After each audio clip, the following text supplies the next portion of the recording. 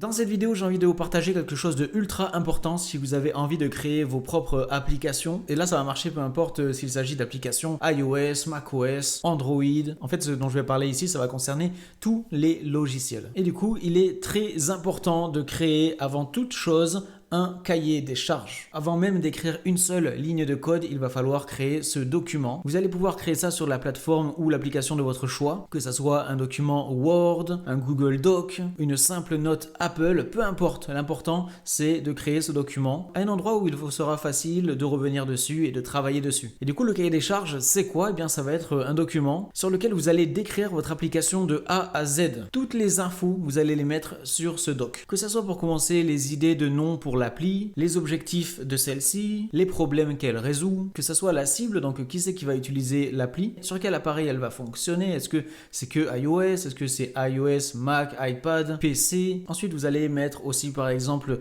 quelle technologie vous allez utiliser. Si c'est une application iOS, vous allez utiliser peut-être le langage Swift avec des frameworks comme SwiftUI, peut-être Swift Data pour stocker des données, peut-être Google Firebase pour créer un système d'authentification, de création de compte, tout ça. Vous allez pouvoir lister toutes les fonctionnalités de votre application, tout ce que vont pouvoir faire les utilisateurs sur celle-ci. Vous allez aussi pouvoir définir un business plan, donc comment vous allez pouvoir gagner de l'argent avec votre appli. Est-ce qu'elle va être gratuite ou payante au téléchargement? Est-ce qu'il y aura des achats à faire à l'intérieur, des abonnements, des publicités? Ensuite, toujours sur ce document, vous allez pouvoir définir une roadmap, donc avec toutes les différentes mises à jour que vous allez pouvoir lister, la version alpha, la version bêta, la 0.1, 0.2, 0.3, la 1.0, tout ce qu'il va y avoir dans ces différentes mises à jour au fur et à mesure du développement. Donc voilà, je vous ai donné quelques éléments qui vont pouvoir être sur votre cahier des charges. L'idée ici, encore une fois, c'est de vraiment tout détailler de A à Z pour avoir un plan précis de tout ce que vous allez devoir faire par la suite quand vous allez créer l'appli. C'est quelque chose de ultra important à faire pour éviter de perdre du temps et pour créer votre appli encore plus vite. Ça vous permet de ne pas avancer à l'aveugle, au feeling, et ça vous permet surtout de rester focus sur ce qui est important à ajouter à votre appli. Si vous créez votre appli sans avoir fait des cahiers des charges, vous allez pouvoir facilement perdre du temps sur des choses